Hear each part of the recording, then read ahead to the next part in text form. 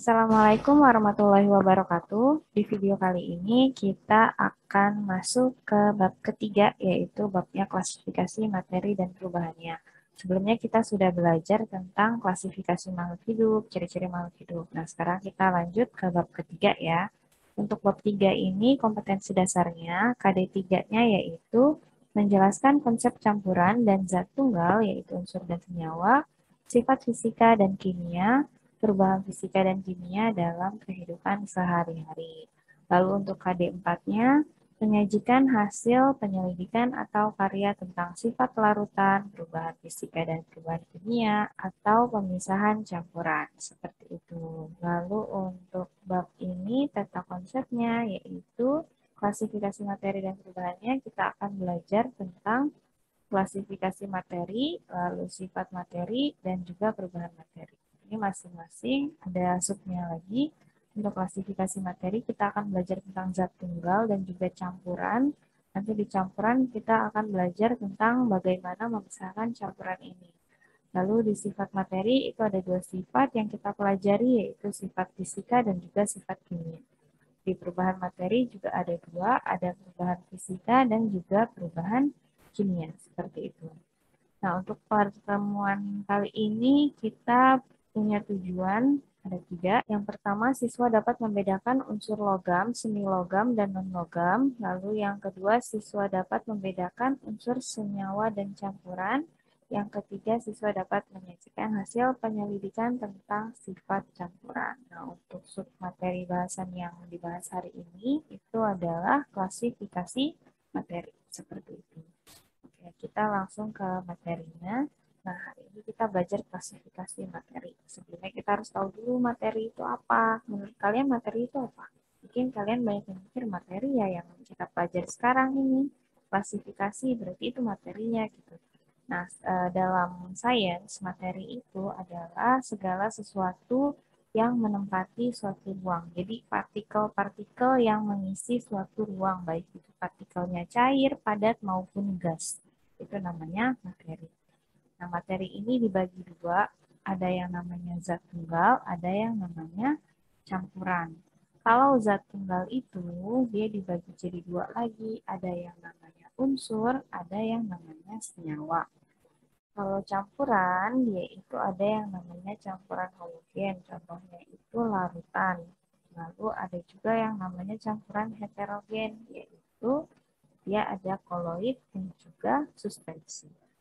Apa bedanya? Jadi kalau misalnya zat tunggal ini terdiri dari satu atau lebih unsur, tapi membentuk molekul yang sama. Jadi ini tuh membentuk molekul, satu molekul, misalnya air.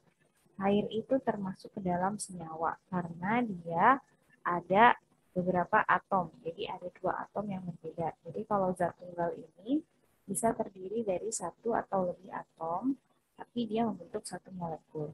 Gitu. Jadi kayak tadi contohnya adalah air. Air itu H2O. Kalau dari segi atomnya ada dua jenis, tapi dia satu molekul, molekul air. Kalau campuran itu terdiri dari dua atau lebih molekul. Jadi kalau zat tunggal yang digabungkan itu akan membentuk campuran. Nah, campuran ini kalau yang homogen itu berarti fasanya sama. Alias kalau dicampur kita nggak bisa bedain mana yang ini dan mana yang ini. Contoh air dan gula. Air dan gula itu kalau dicampur kita nggak udah diaduk gitu ya, diaduk sampai rata kita nggak bisa bedain mana gulanya, mana airnya karena udah jadi larutan gula gitu. Kalau heterogen ini berarti fasanya berbeda. Jadi homo itu kan sama, hetero itu berbeda. Jadi ini fasanya berbeda, kalau dicampur kita masih bisa bedain. Contohnya itu kayak di campuran kopi. Jadi misalnya kopi diaduk, ada ampasnya. Nah, ampas dan air kopinya itu terbedakan. Makanya itu namanya campuran heterogen. Atau seperti campuran air dengan pasir. Meskipun dicampur, air dan pasir tetap terbedakan. Gitu ya. Selanjutnya, nah, kita bahas tentang unsur dulu nih. Jadi unsur itu apa sih? Kalian pasti pernah dengar tentang emas, kemudian besi, lalu ada nikel, lalu ada aluminium. Nah, apa sih itu?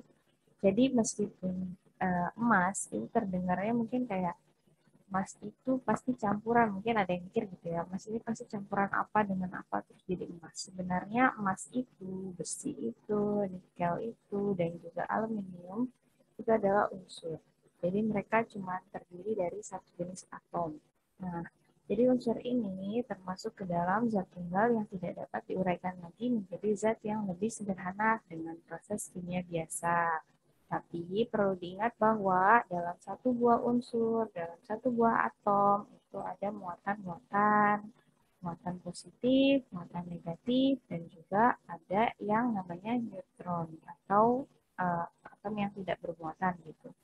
Nah, kalau misalnya secara proses kimia biasa, si emas ini ya nggak bisa dipisahkan, tetap aja mau dipotong jadi kecil, tetap emas. Makanya kan emas itu ada yang seberapa gram, ada yang berapa gram, karena meskipun dia kecil pun namanya tetap emas, gitu. Nggak jadi mbak gitu ya.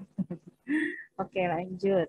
Jadi kalau dari proses kimia biasa, mereka ini nggak bakalan bisa diubah, nggak bakalan berubah namanya, itu namanya unsur.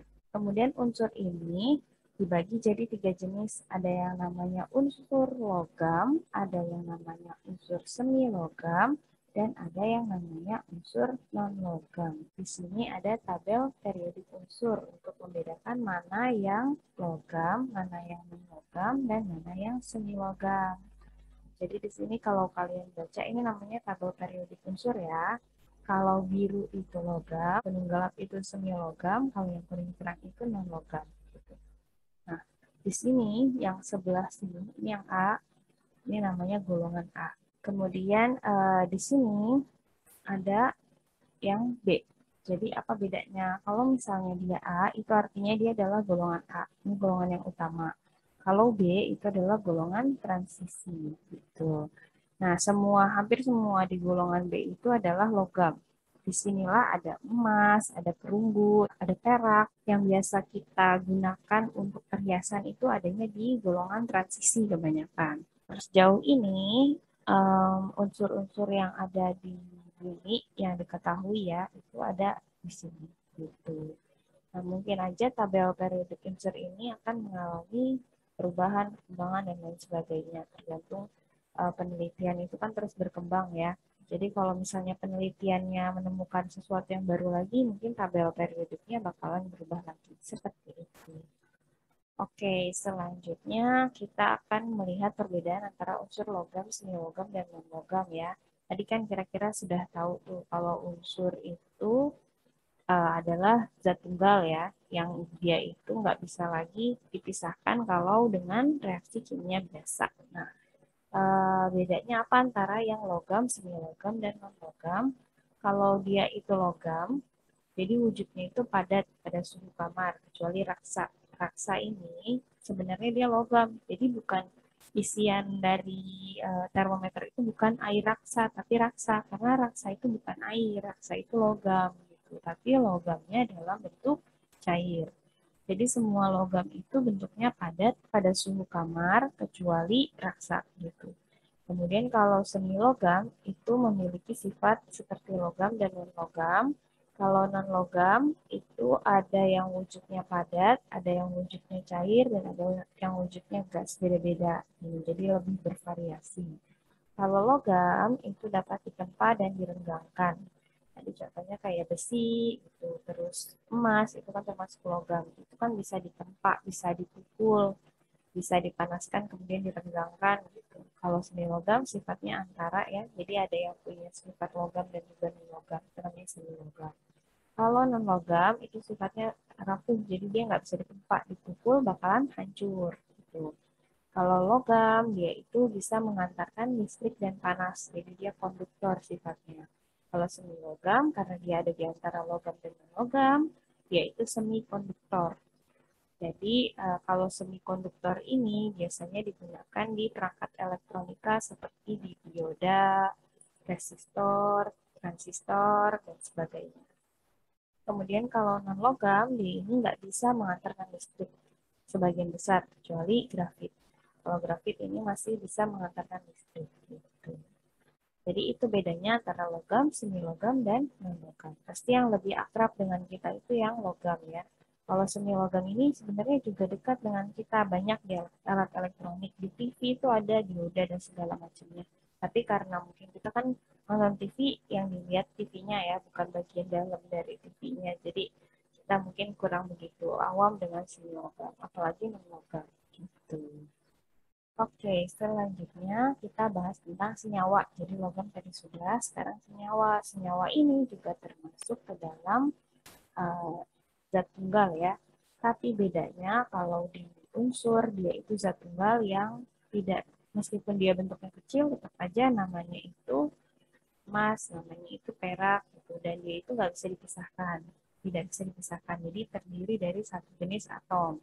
Kalau senyawa ini biasanya terdiri dari lebih dari satu jenis atom, jadi bisa dua atau lebih gitu. Nah, senyawa itu contohnya di sini ada air, H2O bahasa ilmiahnya, karbon dioksida, CO2, lalu ada garam, NaCl, ada gula, C6H12O6. Nah, air itu kan H2O, dia terdiri dari unsur hidrogen dan juga oksigen. Jadi dia bisa dipisahkan, reaksi kimianya itu bisa dipisahkan. Kapan dipisahkannya?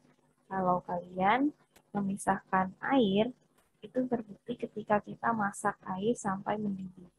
Sampai mendidih, sampai airnya bisa habis. Nah, ketika airnya habis itu bukan airnya hilang, tapi airnya itu dipisahkan. Jadi H2O-nya itu H dan O-nya dipisahkan. Jadi hidrogen dan oksigen, yang mana kita tahu bahwa hidrogen dan oksigen itu bentuknya gas. Jadi ketika si air ini dipanaskan sampai habis itu, dia bukan hilang, tapi berubah atau terpisahkan senyawanya, jadi dipecah jadi hidrogen dan juga oksigen. Karbon dioksida juga ini terdiri dari dua unsur. Ada unsur karbon C dan juga oksigen. Ini juga kalau dipisahkan bisa dengan reaksi kimia. Begitu juga dengan garam NaCl dari natrium dan juga klorin. Kemudian gula dari C6H12O6 berarti ada C, H, dan O. C-nya itu adalah karbon, H-nya adalah hidrogen, O-nya adalah oksigen. Jadi dia ini gabungan dari dua atau lebih unsur ya, dengan perbandingan tertentu dan tetap. Jadi mau air itu mau dimanapun H2O namanya tetap gitu. Jadi H-nya tetap 2, O-nya tetap 1. Karbon dioksida juga C-nya tetap 1, O-nya tetap 2. Terus gula itu tetap C-nya 6, H-nya 12, O-nya 6. Kalau glukosa ya, kalau gula yang bentuknya lain beda lagi ceritanya. Lalu senyawa itu dapat diuraikan menjadi zat lebih sederhana melalui reaksi kimia biasa. Ini tadi sudah dijelaskan, jadi dia bisa dipisahkan C dan O-nya seperti itu. Kemudian senyawa itu memiliki sifat khas yang berbeda dari unsur industri.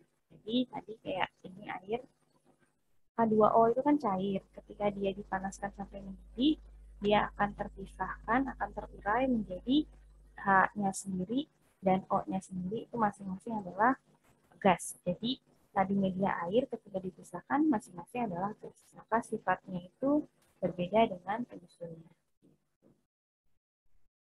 Kemudian ada campuran yang ketiga nih. Kalau campuran itu adalah zat yang mengandung dua atau lebih unsur dengan komposisi tidak tetap.